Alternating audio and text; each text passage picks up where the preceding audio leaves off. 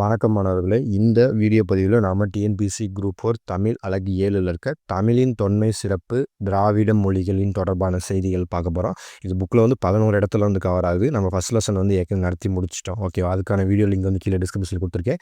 இதுக்கு முன்னாடி நாம் திருக்குறள் 20 அதிகாரங்கள், அறநூல் தொடர்பான செய்திகளில் 9 அறநூல்கள் எல்லாத்தையுமே வந்து நடத்தி முடிச்சிட்டோம். அதுக்கான புக் மெட்டீரியல் வீடியோ போட்டிருக்கோம், ஒன்லைனர் வீடியோ போட்டிருக்கோம். கீழே வந்து டிஸ்கிரிப்ஷனில் லிங்க் கொடுத்துருக்கேன். நீங்கள் போய்ட்டு செக் பண்ணி பார்த்துக்கலாம். ப்ரீவியஸாக நடத்தின அனைத்துக்குமான book material PDF one-liner PDF நம்ம டெலிகிராம் சேனலில் வந்து போஸ்ட் பண்ணியிருக்கோம். நீங்கள் போயிட்டு செக் பண்ணி பாருங்கள். நம்ம டெலிகிராம் சேனல் ஜாயின் பண்ணிக்கோங்க. நம்ம யூடியூப் சேனலை சப்ஸ்கிரைப் பண்ணிக்கோங்க. வாங்க இப்போ இந்த வீடியோக்குள்ளே போகலாம். இந்த டாப்பிக்கில் இருக்க 2வது லெசன் நடத்த போகிறோம். ஏற்கனவே வளர்த்தமிழ் வந்து நடத்தியாச்சு. இன்னைக்கு பேச்சு மொழியும் எழுத்து மொழியும் வந்து நடத்த போகிறோம். இது எங்கே இருக்குன்னா 7th நியூ புக் டேர்ம் 1ல் வந்து கவர் ஆகுது. இப்போ இந்த வீடியோக்குள்ளே போயிடலாம். ஓகே.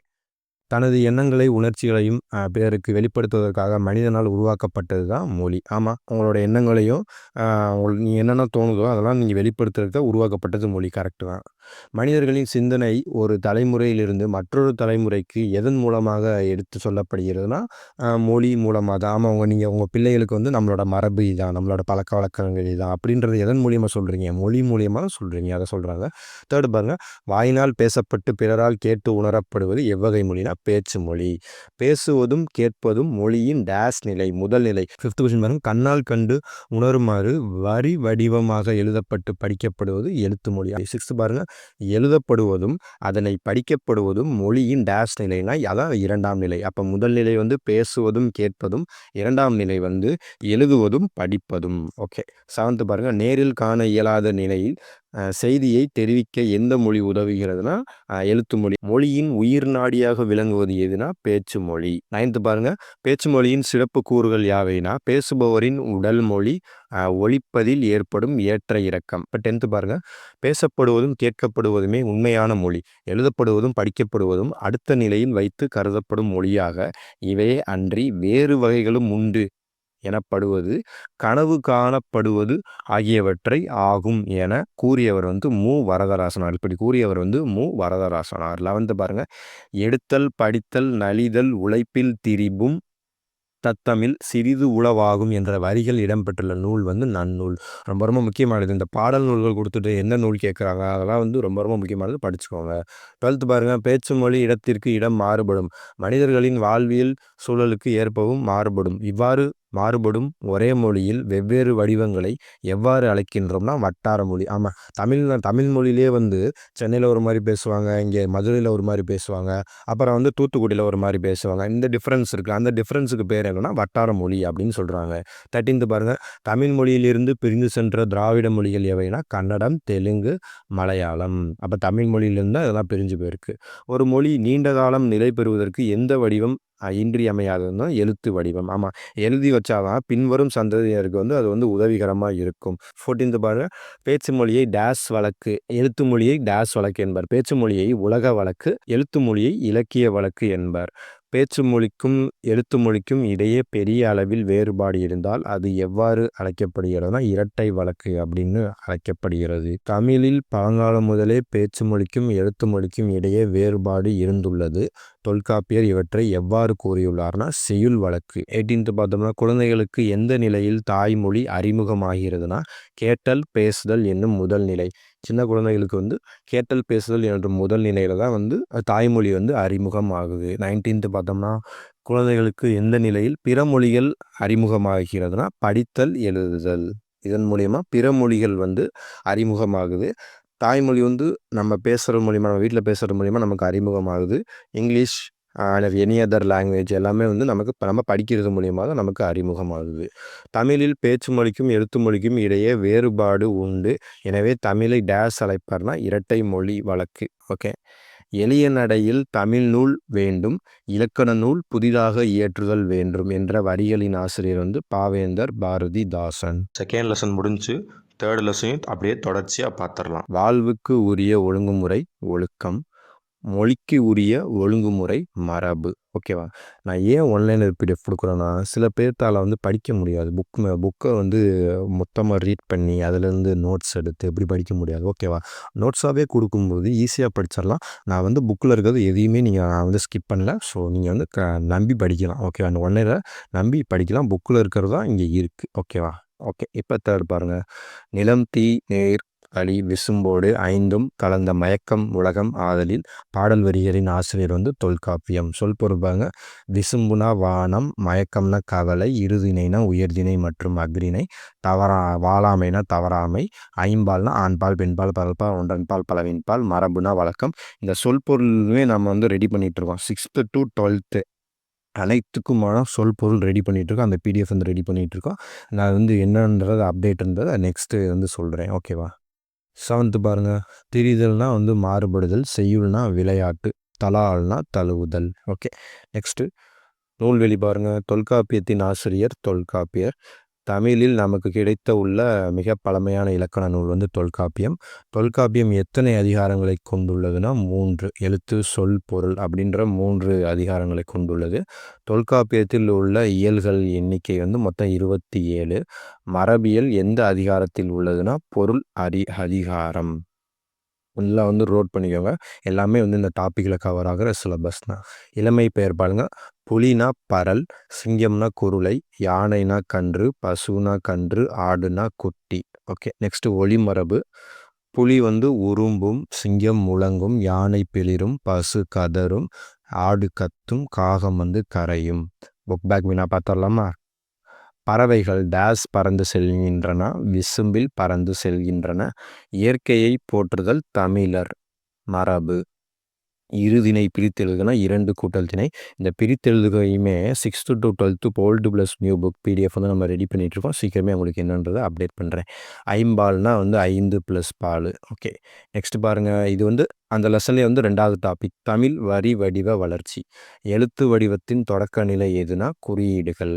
தொடக்க காலத்தில் எழுத்து என்பது ஒளியையும் வடிவத்தையோ குறிக்காமல் பொருளின் ஓவிய வடிவமாகவே இருந்தது. இதனை டேஸ் என்பர்னா ஓவிய எழுத்து. எழுத்து வந்து ஓவிய வடிவமாக இருந்தால் அது வந்து ஓவிய எழுத்து. தேர்டு பாருங்க. ஓர் ஒலிக்கு ஓர் எழுத்து என்ற உருவான நிலையை டேஸ் என்பர்னா ஒளி எழுத்து நிலை. 4th கொஸ்டின் பாருங்க. இன்று உள்ள எழுத்துக்கள் ஒரு காலத்தில் டேஸாக இருந்தவற்றின் திரிபுகளாகும்னா பொருட்களின் ஓவியம். அதுலேருந்து தான் திரிஞ்சு இன்றைய எழுத்துக்கள்லாம் வந்து இருக்குது பாருங்க. பொருட்களின் ஓவியம். கல்வெட்டுகளில் டேஸ் எனும் வடமொழி எழுத்து உள்ளதுன்னா ஷா அப்படின்ற வடமொழி எழுத்து இருக்குது. கல்வெட்டுகளின் மெய்யை குறிக்க டேஸ் பயன்படுத்தப்பட்டுள்ளதுன்னா புள்ளி. ஓகே. கல்வெட்டுகளில் வந்து எகர ஒகர வேறுபாடு வந்து கிடையாது அப்படின்னு வந்து சொல்லியிருக்காங்க. ஓகே.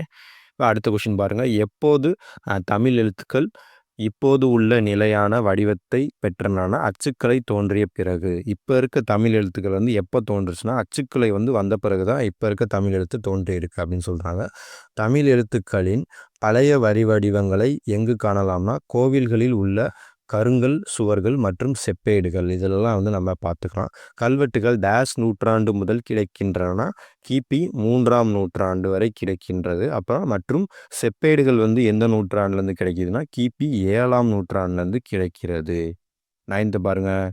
கல்வெட்டுகள் மற்றும் செப்பேடுகள் ஆகியவற்றில் காணப்படும் வரி வடிவங்களை டேஸ் மற்றும் டேஸ் என 2 வகையாக பிரிக்கலாம்னா வட்டெழுத்து மற்றும் தமிழ் எழுத்து.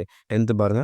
டேஸ் என்பது வளைந்த கோடுகளால் அமைந்த மிக பழமையான தமிழ் எழுத்து ஆகும்னா வந்து வட்டெழுத்துக்கள் என்பது இக்காலத்தில் எழுதப்படும் தமிழ் எழுத்துக்களின் பழைய வரி வடிவ ஆகும் தமிழ் எழுத்து. இங்கே வந்து டேஸ் வரும், நான் வந்து கொடுக்காம விட்டுட்டேன், சாரி. ஓகேவா? இப்போ டேஸ் என்பது இக்காலத்தில் எழுதப்படும் தமிழ் எழுத்துக்களின் பழைய வரி வடிவமாகும்னா தமிழ் எழுத்து. ஓகே. 12th பாருங்க. சேர மண்டலம் மற்றும் பாண்டிய மண்டலம் ஆகிய பகுதிகளில் 8ஆம் நூற்றாண்டு முதல் 16ஆம் நூற்றாண்டு வரை கிடைக்கும் சாசனங்களின் எழுத்துக்கள் இடம்பெற்றுள்ள நூல் வந்து வட்டெழுத்துக்கள். ஓகே. 13th பாருங்க. முதலாம் ராஜராஜன் ஆட்சி காலம் 11ஆம் நூற்றாண்டு. கடைசங்க காலத்தில் தமிழகத்தில் எழுதப்பட்ட எழுத்துக்கள் யாவைனா கண்ணெழுத்துக்கள். நோட் பண்ணுங்க, ரொம்ப ரொம்ப முக்கியமாகுது. ஓகே. 15th பாருங்க. கண்ணெழுத்து படுத்த எண்ணு பல்பொதி என்ற வரிகள் இடம்பெற்றுள்ள நூல் வந்து சிலப்பதிகாரம். எழுத்துக்களில் மாற்றங்கள் ஏற்பட டேஸ் மற்றும் டேஸ் காரணமாக அமைகின்றன. பொருள்களின் தன்மை மற்றும் அழகுணர்ச்சி தான் வந்து காரணமாக அமைகிறது. ஓகே. எந்த கல்வெட்டில் தமிழ் எழுத்தும் வட்டெழுத்தும் கலந்து எழுதப்பட்டு உள்ளன? நோட் பண்ண, ரொம்ப ரொம்ப முக்கியமானது. எந்த கல்வெட்டில் வந்து தமிழ் எழுத்தும் வட்டெழுத்து வந்து கலந்து இருக்குன்னா அரிச்சலூர் கல்வெட்டு. ஓகே. 18th பாருங்க. எகர ஒகர குறில் எழுத்துக்களை குறிக்க எழுத்துக்களின் மேற்புள்ளி வைக்கும் வழக்கம் யார் காலம் முதல் இருந்து வந்துள்ளதுன்னா தொல்காப்பியர். நெக்ஸ்ட், அகரவரிசை உயிர்மெய் குறில் எழுத்துக்களை அடுத்து பக்கப்புள்ளி இடப்பட்டால் அவை டேஸாக கருதப்படும். அகரவரிசை உயிர்மெய் குறில் இருக்க எழுத்துக்களை அடுத்து ஒரு புள்ளி வச்சுட்டோம்னா அது என்னவா கருதப்படும்னா நெடில் என கருதப்படும். அப்ப கா போட்டுட்டு ஒரு புள்ளி வச்சாங்கன்னா அது வந்து கா அப்படின்னு தான் விடை பாருங்க, நெடிலாக கருதப்படும். கா போட்டுட்டு ஒரு புள்ளி வச்சாங்கன்னா பக்கத்துல வந்து அது காவா மாறிடும். அவ்வளவுதான். நெக்ஸ்ட் 12 பாருங்க, ஐகார எழுத்துக்களை குறிப்பிட எழுத்துக்களின் முன் டேஸ் புள்ளி இட்டனர் தான் இரட்டை புள்ளி இட்டனர். அப்ப கையின்னு சொல்லணும்னா காக்கு முன்னாடி 2 புள்ளி வந்து போடணும் அப்படின்னு சொல்லியிருக்காங்க.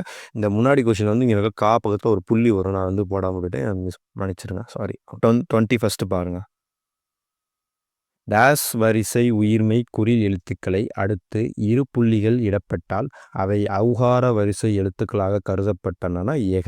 எகர குறில் வரிசையில் இருக்க எழுத்துக்கள் பக்கத்தில் 2 புள்ளி வச்சுட்டிங்கன்னா அதை வந்து கவ், அப்போ ஔ வரிசையாக கருதப்பட்டன. இதெல்லாம் பாருங்க, அப்போல்லாம் வந்து பழைய காலத்தில் இப்படி தான் இருந்திருக்கு. மகர எழுத்தை குறிப்பிட எந்த எழுத்தின் உள்ளே புள்ளி வைப்பனர் வாங்க, பகர எழுத்தின் உள்ள வந்து புள்ளி வைப்பார்கள். அப்போ பா போட்டுட்டு புள்ளி வச்சோம்னா அதுக்கு பேர் மகர வரிசை எழுத்துக்கள் அப்படின்னு சொல்கிறாங்க. 23 பாருங்க, நெடில் குறிக்க இக்காலத்தில் ஒற்றை புள்ளிக்கு பதிலாக டேஸ் பயன்படுத்தப்படுகிறதுனா துணைக்கால். 24 பாருங்க, ஐகார உயிர்மெய்யை குறிக்க இக்காலத்தில் டேஸ் பயன்படுத்தப்படுகிறதுனா இணைக்கொம்பு. இந்த ஐஜாங்கிறது இணைக்கொம்பு. ஔகார உயிர்மெய் குறிக்க இந்த காலத்தில் எது பயன்படுத்தப்படுகிறதுனா கொம்புகால். அப்ப இதான் வந்து கொம்புகால். தமிழ் எழுத்துக்களில் மிகப்பெரிய சீர்திருத்தம் செய்தவர் வீரமாமுனிவர். நோட் பண்ணுங்க, ரொம்ப ரொம்ப முக்கியமானது. இப்போ புக் பேக் கொஸ்டின் பார்த்தலாமா? தமிழ் எழுத்துக்கள் இப்போதுள்ள நிலையை வடிவத்திற்கு பெற டேஸ் காரணம்னா அச்சுக்கலை தான் காரணம். வளைந்த கோடுகளால் அமைந்த மிக பழமையான தமிழ் எழுத்து வந்து வட்டெழுத்து. தமிழ் எழுத்து சீர்திருத்த பணியில் ஈடுபட்டவர் பெரியார். 4 பாருங்க, கடைசங்க காலத்தில் எழுதப்பட்ட தமிழ் எழுத்துக்கள் டேஸ் எழுத்துக்கள்னா கண்ணெழுத்துக்கள். எழுத்துக்களில் புள்ளிகளால் ஏற்படும் குழப்பங்களை கலைந்தவர். பாருங்க, புள்ளிகளால் ஏற்படும் குழப்பங்களை கலைந்தவர் வந்து வீரமாமுனிவரா. ஓகே மாணவர்களே, இதுக்கு முன்னாடி நடத்தின அனைத்துக்குமான ஒன்லைனர் பிடிஎஃப் எல்லாமே வந்து நம்ம டெலிகிராம் சேனலில் வந்து போஸ்ட் பண்ணியிருக்கோம். வீடியோ லிங்க் வந்து கீழே டிஸ்கிரிப்ஷனில் கொடுத்துருக்கேன், நீங்கள் போயிட்டு மறக்காமல் செக் பண்ணி பார்க்கலாம். அடுத்து என்ன லெசன் நடத்த போகிறோம்னா திராவிட மொழி குடும்பம் அப்படின்ற லெசன் தான் வந்து நடத்த போகிறோம். ஓகேவா? மற்றபடி வேற ஒன்றும் இல்லை. மீண்டும் ஒரு வீடியோ பதிவில் சந்திக்கிறேன். நன்றி.